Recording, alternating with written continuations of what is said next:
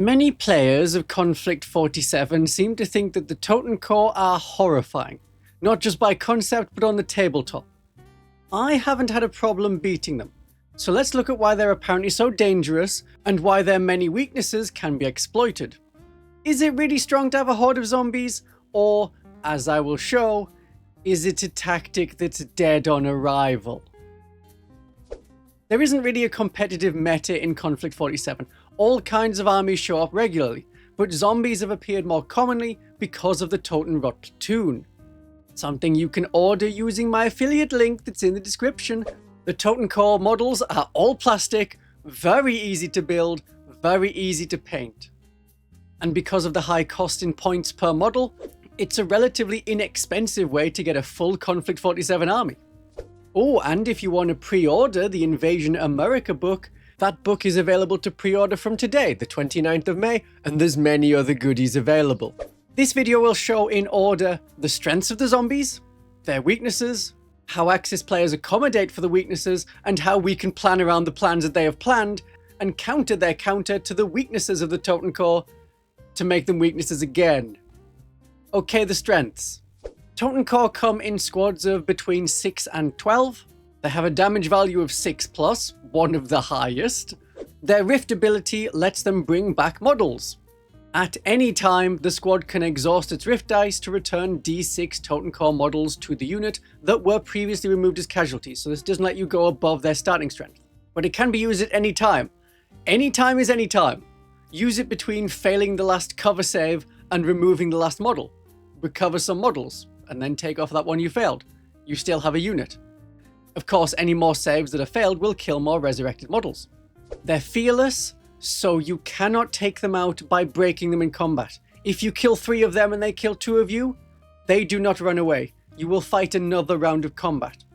And because they're fearless, they also skip out in another big part of Konflikt 47 and bolt action, which is applying pin markers to your opponent until they fail a morale test, and then they would be pinned.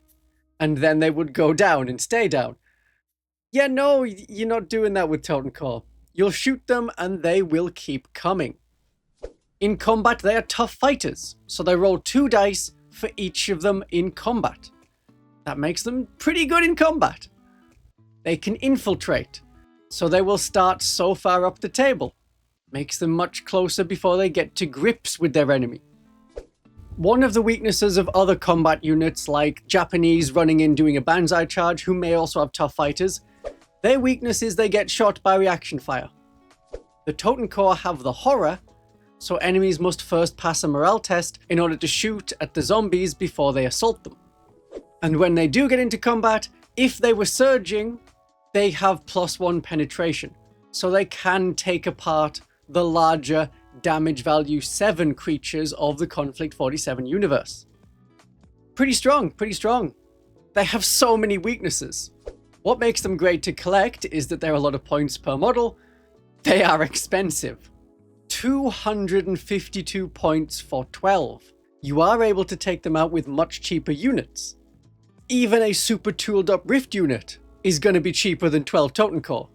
So machine guns, especially heavy machine guns that are carried by like the Mark I automatons, they can take out quite a lot of Totenkorps. It might be worth pushing the number of shots on the Mark Is just to wipe the zombies out. I've only used their rift ability twice. Once was to make sure I wiped out a squad of Totenkorps before they could come back by an officer giving them another rift dice so they could resurrect more models.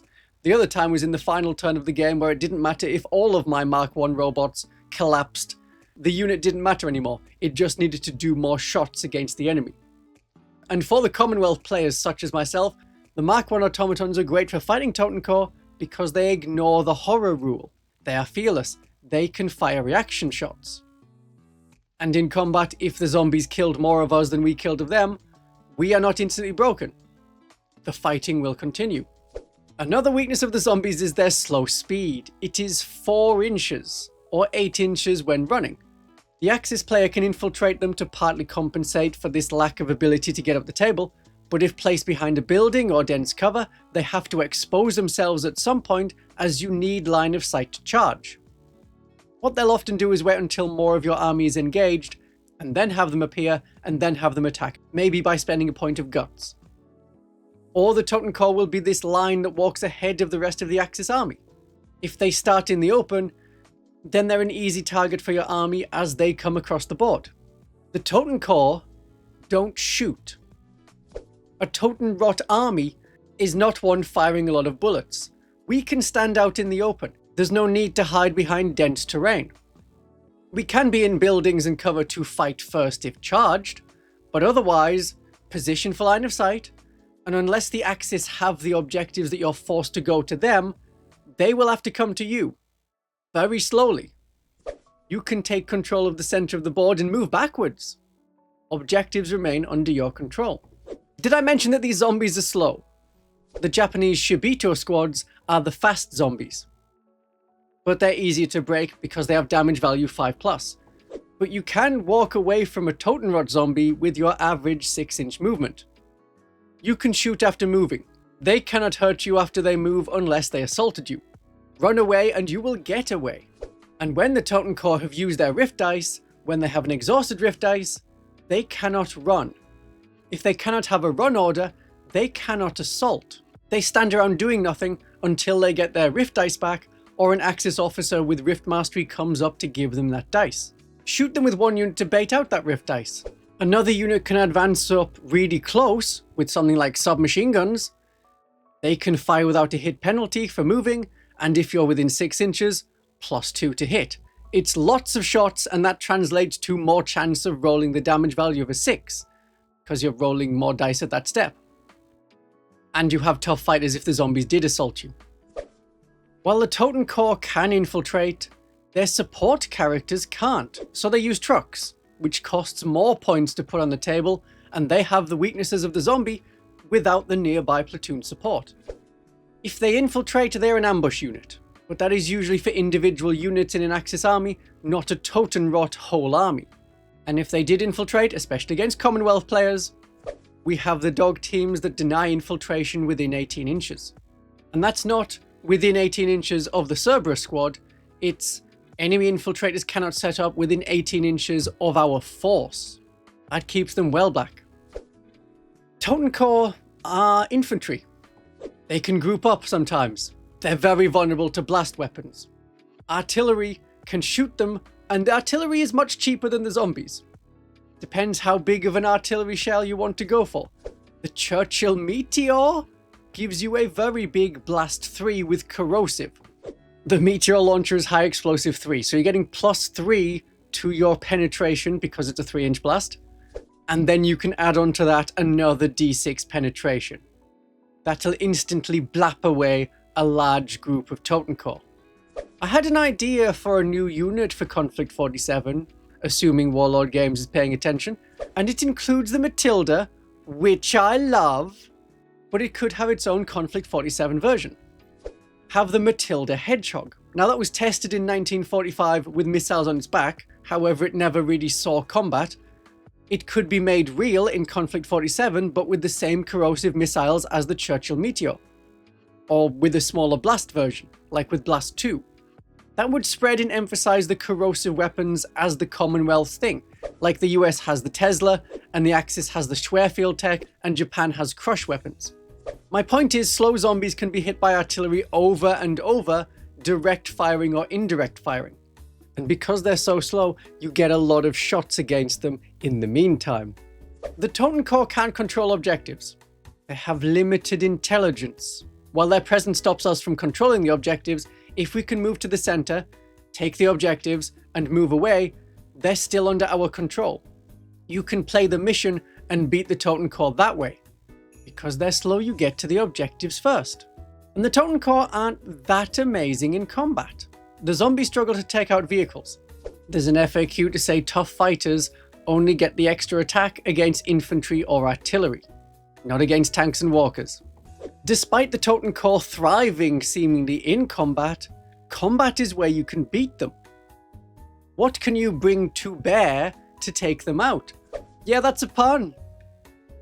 The Soviet bears tear them apart. It maybe takes a few rounds as the order dice come out and you play another 2 rounds of combat, but you'll get through them.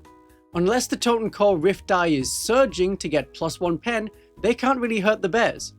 And they cannot use their Rift dice when in combat, as you cannot put models within 1 inch of enemy models, and in combat you have to place your models in base contact with the enemy. The rule on the datasheet explains it like that, so I'm not just extrapolating from the core rules. This is the rule. They don't regenerate while in combat. Any defense value 7 unit can fight them pretty well in combat.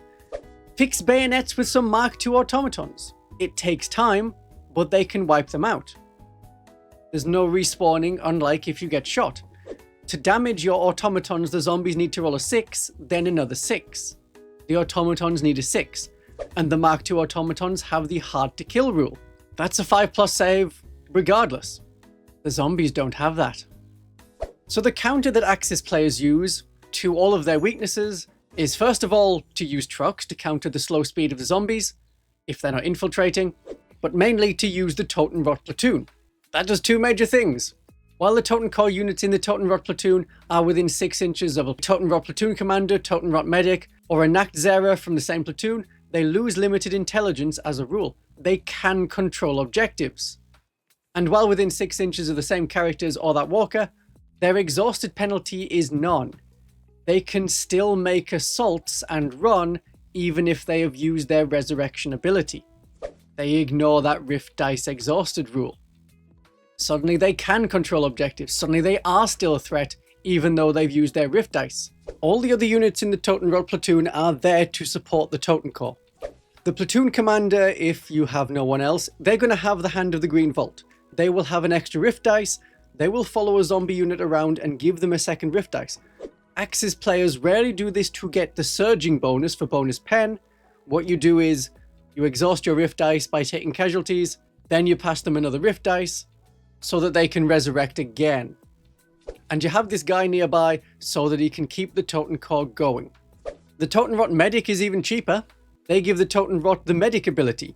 They can't heal regular soldiers, they can only heal Totenkorps, and then you roll a dice for each one that's taken out. On a 6, it's fine. People underestimate medics. Sometimes you can roll some decent 6s, and then the unit isn't wiped out. And that means on the next turn they might get another Rift Dice, and then they can resurrect again, and what would have been a destroyed unit is now a unit of 5 or 6. The Nachtzerer is the most important part. When a friendly Totenkorps unit within 12 uses the Dead Rise again, you get 1 extra zombie back. And if it can kill an enemy model, something that doesn't have the computational systems, part of which is why the Commonwealth can be pretty good at fighting Totenkorps, on a 4+, you get a new Totenkorps model. That can increase Totenkorps squads above their starting capacity. A unit of 10 could become a unit of 11 or 12 or 13. And finally, the most important thing, even more Totenkorps units. If an infantry unit, doesn't have to be an enemy unit, could be a friendly unit, could be a Totenkorps unit, if one of them is destroyed, not a unit with computational systems, you create a new unit of Totenkorps comprising D6 models. That is then their new maximum unit size. With this Crab Walker, it is possible to end the game with more models than you started with. It's another part of the platoon that keeps the Totenkorps going, but it does a lot to boost up the whole army. And Von Zogling is the final part, a super heroic officer, specially for the Totenkorps. He can't go into transport, but he has 2 Rift Mastery and 1 Luck. In his unit can be more Totenkorps. And he's part Specialist Medic, so he has that roll of 6, you don't take casualty. And he has the medical implements so that he can stab someone and turn them into a Totenkorps. They join his unit. So what is our counter to their counter? We shoot the vehicles and the characters. Ignore the slow zombies. This rule in the Totenrotte Platoon is telling you what your targets are. The Nachtzerer is a light walker. Damage value 8+. We can break that with anti-tank. The trucks that they use are soft-skinned. Anyone can break them. The zombies don't like walking. Because of the cost of all of the different parts of the Totenrotte Platoon, the large squads of Totenkorps, the Nachtzerers, the characters, that may be the entire army coming towards you. There isn't any supportive tank. There's no Pumas.